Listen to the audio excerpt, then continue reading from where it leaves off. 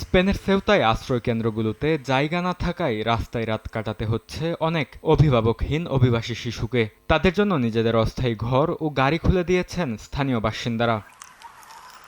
উপকূলীয় শহরটিতে মানবিক সংকটের মুখে আশ্রয়প্রার্থী শিশুদের স্পেনের মূল ভূখণ্ডে সরিয়ে নেওয়ার পরিকল্পনা করছে দেশটির বামপন্থী সরকার। যুব বিষয়ক মন্ত্রী জানান, এখন পর্যন্ত ১৩০০-র বেশি অভিভাবকহীন শিশুকে নিবন্ধন করা হয়েছে। কয়েক সপ্তাহের মধ্যেই তাদের একটি অংশকে মূল ভূখণ্ডে স্থানান্তর করা হতে পারে।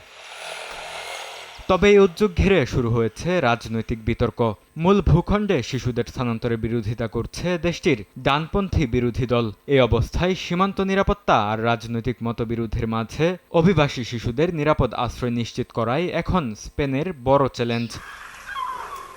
বরকতুল্লাহ, সময় সংবাদ।